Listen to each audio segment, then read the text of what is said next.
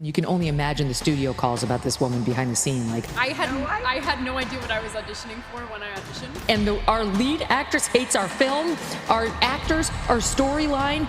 So it's a kind of a hilarious question to say, like, what drew you to the material? Is that, like, I didn't realize that I was reading lines. It's just a total nightmare for the studios. So now she's trying to sell, like... And then it became, like, I will elbow everyone out of the way to play the part. I wouldn't even recognize her on the street, so I find it hard to believe these kids are coming up and asking for selfies. This has to be set up. I wouldn't know her from Adam walking down the block. Rachel Zegler just crossed a line even her harshest critics didn't see coming, according to multiple insiders connected to the West End production. The rising actress has allegedly stunned Evita producers by demanding that her male co-star be replaced with a trans actor, a move that's already stirring controversy behind the scenes. It's obviously a very convoluted subject, and I'm not fully equipped to talk about all of the gritty details, what she sees in the world. And it's definitely not lost on her that her themes are very much prevalent in the world. And I'm really thankful that we get to kind of hold the mirror up to society and ask them those questions without necessarily force-feeding them an answer. That's right. In what some are calling one of the boldest casting demands in modern theater, Zegler reportedly insisted that the iconic male role traditionally portrayed as either Juan Perón or the narrator, Che, be reimagined through a post-gender lens. She allegedly argued that casting a cisgender man in the role sends the wrong message in today's social climate. And according to sources, this wasn't just a suggestion, it was an ultimatum. We don't want to hear from Rachel Zegler about feminism or her life or what she wants to do with her body. Be an actress, be young, be an ingenue in Hollywood. I don't understand what she's doing. The fastest way to tank your career, go out there and start running your mouth and trashing the original IP of the film you're in. Also, there's nothing wrong with wanting a man. Can we not have chivalry in this world anymore? There's nothing wrong with saying, you know what? I'd love for a man to come scoop me up and provide for me. TLDR, the girls and the gays, we all want a man, we all dream about true love. Behind the scenes, the mood allegedly turned chaotic. Insiders say producers were stunned, with one source describing the moment as less of a conversation, more of a cultural bombshell. Zegler reportedly framed her demand as a bold step toward inclusivity, arguing that Evita could serve as a platform for underrepresented voices. But critics both inside and outside the theater world aren't seeing it that way. Many accuse her of attempting to hijack the creative direction of a show she was hired to perform in, not to rewrite. All of them, the precision that it takes to do what they do, to get notes on the daily and incorporate them immediately, it's like such an ensemble piece. It's our last week here. I feel like Diego really became a man here. I did. I grew out my facial hair. I'm still working on it. I just put my blonde wig on for the first time, and I'm thinking about becoming a blonde. I'll show you a photo. I'll show you a photo. Together. Oh my god. Wait, right? Rachel. It's wild. And the reaction? Explosive. Theater purists are calling it a betrayal of the musical's legacy. Argentinian commentators are reportedly outraged, viewing the move as blatant cultural overreach.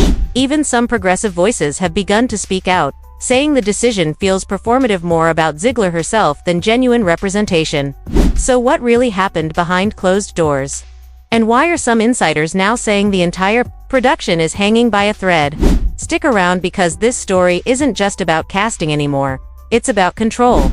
And what's unfolding backstage might just change theater forever. Like, all this agenda is for the sake of girl power, for the sake of wokeness, for the sake of ridiculousness and stupidness that women bring to entertainment much of the time nowadays.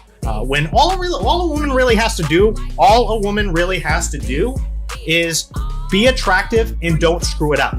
That's all a woman really has to do in me. For those who followed Rachel Zegler's recent rise, this latest controversy may not come as a total surprise. Once hailed as the breakout star of West Side Story, Zegler has gradually become one of the most divisive figures in modern entertainment due to a pattern of ideologically charged behavior. Her press tour for Disney's Snow White remake turned into a media disaster after she openly mocked the original storyline, criticized the prince as creepy, and dismissed the romance as outdated and irrelevant. Disney, get your girl. Rachel Zegler is making it very difficult to be excited for the new Snow White movie that's supposed to come out next year. If you are living under a rock, there's been a lot of controversy about the fact that Rachel Zegler is playing Snow White in the film. That's not where my problem comes. I'm all for it. Go for it. But what she's doing in press, and these are interviews that I believe were done before the actors' strike, but of course are now being brought up on the internet. She's basically talking about how much she didn't like the actual original movie, even saying that it scared her, and then talking about how the love story in this isn't really going to be at the forefront, that the prince, yes, has been cast, he's in it, but might be cut, Hollywood, and that the prince in the original film was problematic and was creepy because he was stalking Snow White. I just can't believe that Disney's PR hasn't silenced her on this yet. The live-action movies already have a problem where people are kind of over them and they don't like the changes that are being made from the originals to these. And with this one, we're definitely going to see some. At one point, she even declared that the classic was written in 1937, implying it was no longer relevant. The backlash was immediate and brutal. Fans accused her of disrespecting tradition, rewriting beloved stories to fit a narrow agenda, and turning every interview into a soapbox for social messaging. But instead of stepping back, Zegler doubled down, framing the criticism as evidence that society still fears strong, opinionated women. Disney is delaying Snow White over a year until 2025. You're just giving Rachel Zegler more time to ruin the PR for this movie once the strike is over. Yes, talking about how we don't need a prince. Maybe that's why they're delaying it. They're reshooting the whole thing to get rid of the prince. Teens and Screens, a report came out this week. Apparently, Gen Z doesn't want to see any romance. What seems strange to me is that stories and entertainments used to be a way that you could see examples of what you could live up to, showing us traditional stories, traditional archetypes. And now the idea is that if what you're seeing on screen doesn't mirror your life, there's something wrong with on screen. And I found that to be very bizarre. Like, I can see things on screen that I think are authentic, even though they don't mirror my exact experience. From Snow White to Evita, Rachel Zegler has revealed a clear pattern: step into an iconic role, criticize the original, and attempt to reshape the narrative from within. Supporters view her as a necessary disruptor, someone unafraid to speak uncomfortable truths. But critics argue she's not reforming stories, she's bulldozing them. And when she allegedly walked into Evita rehearsals and demanded changes to align with her personal worldview, many saw it as the latest chapter in a now all too familiar script. Rachel Zegler led Disney to their biggest failure in 100 years with Snow White, and now she just flopped again on Broadway.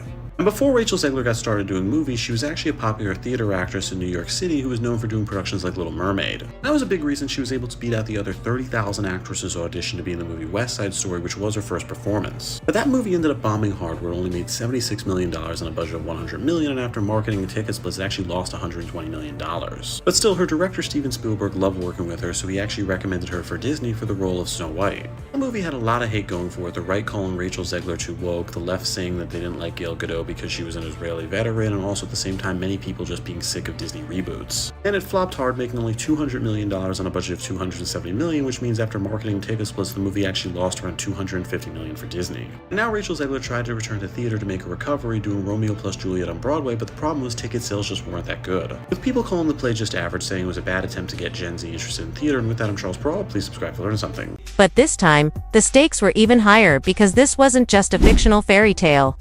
This was a real-life cultural icon, rooted in national history. And what Rachel Zegler allegedly did next left the entire production stunned. People are really mad at Rachel Zegler. Because of the actors and writers strikes that are happening in Hollywood, she just did an interview where she demanded to have her salary increase. I'm gonna stand there 18 hours in a dress of an iconic Disney princess. I deserve to be paid for every hour that it is streamed online. But considering she's making millions of dollars playing the role of Snow White, many became infuriated by her comments, saying sarcastic things like she has the perfect attitude for a Disney princess, and she seems like a ball of sunshine. Yeah, this girl doesn't really help the movie. The more she speaks, the less people want to watch it. And users in the comment didn't hold back. She's paid for a movie nobody asked for and still nobody wants. Yep, and another one, bro, she just blew up. Can she chill? She's been in like 3 movies. Exactly, just... To truly grasp how explosive Rachel Zegler's alleged casting demand was, you need to understand the role she reportedly tried to change. In nearly every major production of Evita, there are 2 central male characters who anchor the story. Juan Perón, the powerful military leader and president of Argentina, and Che, the narrator and revolutionary observer who critiques Eva's rise to power. Both roles are essential to the musical's structure and emotional impact. Juan embodies the institutional power Eva aligns herself with, while Che, often portrayed as a stand-in for Che Guevara, serves as the show's moral compass, offering sharp contrast to Eva's political theater. These aren't background characters. They are vital to the storytelling, the score, and the historical resonance of the entire production. That's why, when Zegler allegedly pushed for one of them to be rewritten or recast, it sent shockwaves through the theater world. When Rachel Zegler allegedly demanded that one of these roles be recast with a trans actor, it wasn't seen as a small adjustment, it was viewed as an ideological rewrite of the show's core. According to reports, she wanted the role to reflect modern gender realities and pushed for the production to send a message about visibility and inclusion. But critics immediately questioned, what does that have to do with Eva Perón's actual story? Would altering the gender identity of such a central character enhance the show or derail its entire message? Theater experts argued that Evita is not a blank canvas for making statements. It's a deeply political, historically rooted narrative about Argentina's identity, class struggle, and charisma-based power. By inserting 21st-century gender politics into a 20th-century Latin American context, Zegler wasn't just testing creative boundaries, many saw it as rewriting reality to fit ideology. For the cast, crew, and producers trying to keep the production intact, the fallout was immediate and nearly impossible to contain. According to multiple insiders close to the production, Zegler's demand didn't come as a casual suggestion or a brainstorming idea, it was presented as a firm condition. Sources say she sat down with members of the Rachel Zegler reportedly sat down with the directing team and stated flatly that the current casting of her male co-star was no longer appropriate for a show being staged in what she called a post-binary generation. She allegedly argued that casting a cisgender man regardless of talent or experience failed to reflect the kind of inclusive progress the arts should be championing. One insider claimed she used the phrase "make Eva matter again," framing her stance as a way to breathe new relevance into the production. But it didn't stop there. Zegler allegedly offered suggestions for rewriting key parts of the co-lead's arc to deconstruct gender dynamics, even proposing that traditionally masculine lines be revised to reflect fluidity and shared power. For the creative team, many of whom had worked on Evita for decades, the conversation was reportedly surreal. One staffer described it as watching someone try to edit Shakespeare mid. While some may have quietly sympathized with her intent to push boundaries, others were stunned by the forcefulness of her delivery. It wasn't about collaboration, one producer reportedly said.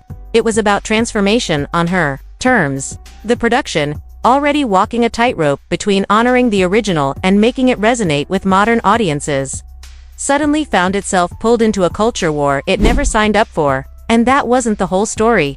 Behind the scenes, tension wasn't just simmering, it was starting to boil. As word of Zegler's alleged demands spread through the cast and crew, the production reportedly descended into confusion and disarray. Privately, frustration among the cast and crew began to mount over Rachel Zegler's growing influence behind the scenes.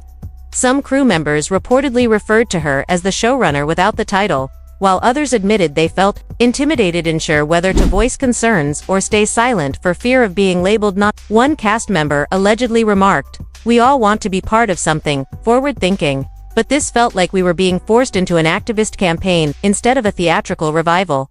Rehearsals reportedly grew tense. Adjustments were made. New versions of scenes were allegedly workshopped, with script notes circulating that reflected Zegler's ideology more than the show's original intent. The director was said to be walking a political tightrope, trying to balance the demands of a high-profile lead with the structural integrity of one of musical theater's most sacred texts. Meanwhile, the production team allegedly held private meetings to assess how much they could legally change without violating licensing agreements tied to the estates of Andrew Lloyd Webber and Tim Rice. That detail alone sent panic through the camp. Pushed too far, and they risked lawsuits, pulled funding, or even full cancellation. But if they didn't adapt, they risked losing their star and the media firestorm that would surely follow. What was once poised to be a West End highlight was now being described internally as one bad headline away from collapse. And as whispers of the backstage drama began to reach social media, the pressure only escalated. What happened next sent shockwaves through the entire theater world. The moment the casting rumors leaked, social media exploded. What had started as quiet backstage tension erupted into full-blown cultural chaos. Within hours, posts began circulating on X and TikTok claiming that Rachel Zegler had fired her co-star and demanded a trans replacement. Whether or not that was technically true didn't matter, the narrative had already taken off. Headlines followed. Reaction videos piled up. Influencers, from across the ideological spectrum, jumped in. On one side were activists applauding Zegler for pushing the industry forward and advocating for trans representation in major productions. But even among progressives, the story wasn't met with universal praise. Many questioned the timing, the delivery, and most of all the motive. Was this truly about inclusivity, or was it another case of performative optics doing more harm than good? Critics from the theater world were even less forgiving. One well-known West End director posted, "You don't rewrite historical characters mid-production and call it progress, you call it ego." Others warned that such demands risk alienating traditional theatergoers who, like it or not, remain the financial lifeblood of major stage productions. Some pointed to potential backlash from licensing agencies, while others feared it would set a dangerous precedent. One where lead actors feel entitled to restructure casting based on personal ideology, rather than performance or story integrity. But it wasn't just about the noise online. The media seized the story with lightning speed. Headlines like Zegler's casting controversy rocks, West End began dominating the news cycle, woke hits Evita and West End torn over gender. Casting demands. These were just a few of the headlines that began dominating entertainment outlets across Europe and Latin America. But in Argentina, the backlash was especially fierce. Local newspapers ran critical op-eds, accusing Rachel Zegler of cultural arrogance and attempting to impose American identity politics onto a South American legacy. One columnist from LA Nation wrote, "Eva Perón's story is not Rachel Zegler's platform for experimentation.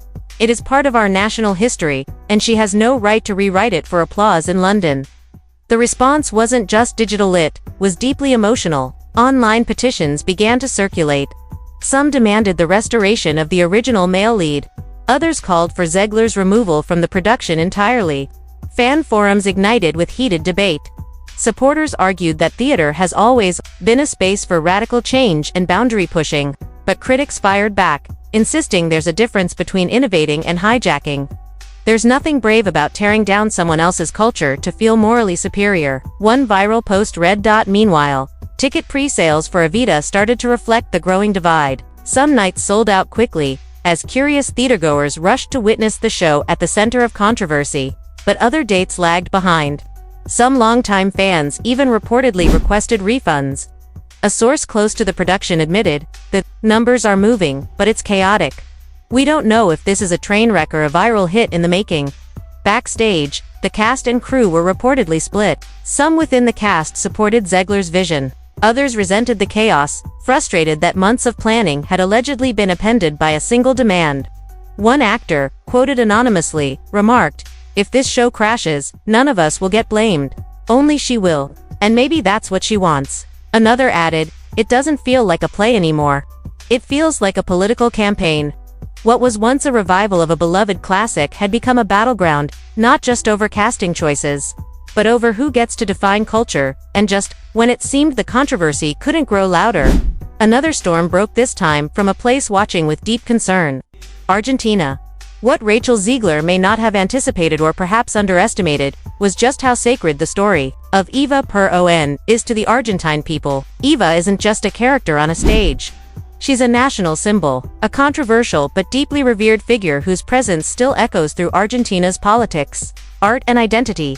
So when word began to circulate in Buenos Aires that a Hollywood actress was allegedly demanding changes to Evita, including altering the gender of her male counterpart, the reaction was swift and unforgiving. Argentine media seized the story. Television commentators debated it. Politicians weighed in. Even academics spoke out, warning that reframing Eva's story through a hypermodern Western lens risked erasing the nuanced, often painful realities of Argentina's past. One viral news segment on Canal 13 featured a historian explaining how attempts to insert 21st-century gender discourse into Evita could distort the complex gender dynamics that shaped Eva Perón's real-life rise to power. During the real Perón era, you don't need to rewrite history to honor identity. One Argentine historian said on national television, "You need to understand it and present it honestly." The cultural resentment only deepened when Rachel Zegler's old comments about Snow White resurfaced across South American social media. Too many, a troubling pattern was emerging. A young Western actress stepping into iconic roles, dismantling the originals, and labeling the result as moral progress. Some even called it cultural colonization. A trending post in Spanish read, "First, Snow White, now Evita. What's next? Jake Guevara, played by a TikTok influencer. Critics accused Zegler of exploiting Latin American icons to boost her own brand, while ignoring the cultures and communities these figures represent. Prominent Argentine playwrights joined the backlash, issuing open letters and giving media interviews. One wrote, "If this were a new story, we'd have no problem.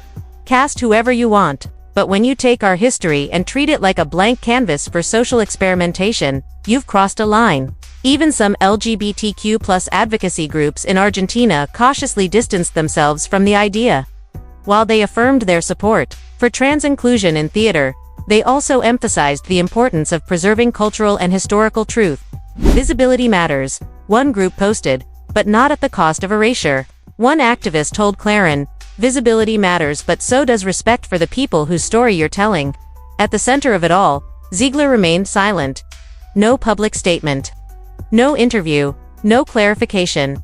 And that silence only deepened the perception that she was pushing an agenda one she couldn't, or wouldn't, explain to the very people most affected by it.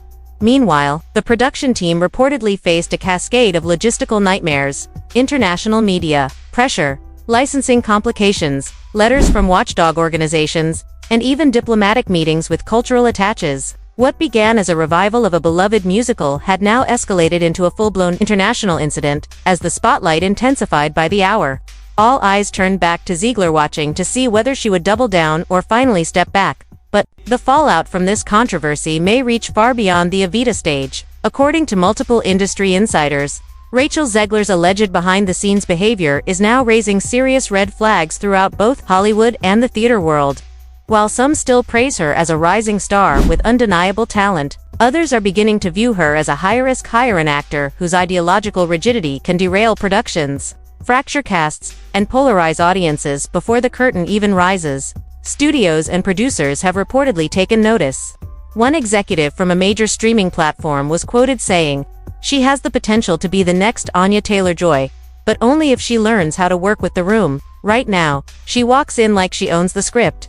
A seasoned Broadway insider described her as brilliant, but exhausting, noting that every project she touches seems to spiral into controversy, no matter how noble the intentions, and that reputation is dangerous, especially in an industry built on collaboration, trust, and timing. Casting directors are reportedly hesitant to attach her to legacy properties, well aware of the PR storm that might follow. Some brands that once courted her for high-profile partnerships have allegedly hit pause, waiting to see how this latest firestorm plays out.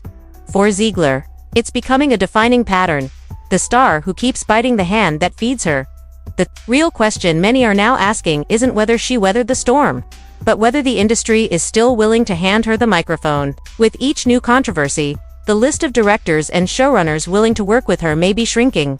While the media may frame her moves as progressive, behind the scenes in the rooms where casting decisions are made, insiders are reportedly asking the same thing: is this talent worth the chaos? Rachel Zegler may believe she's standing up for something bigger than herself, and maybe she is. But in doing so, she may also be lighting match after match inside an industry already drenched in gasoline. The very institutions that once opened doors for her, from Snow White to Evita, now seem wary, and the pattern is hard to ignore.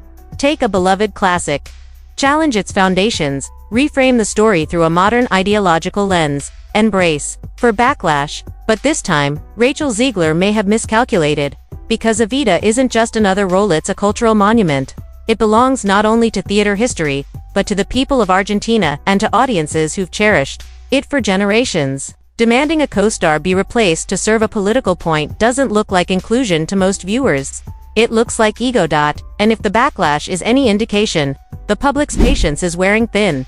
The question now isn't just about one casting decision, it's about whether Rachel Zegler has become too polarizing to carry the very stories she claims to represent. What do you think? Is she pushing for real change, or rewriting other people's history for applause? Should studios keep backing her, or has the line finally been crossed? Let us know in the comments. And don't forget to subscribe for more stories from the front lines of culture, controversy, and celebrity chaos.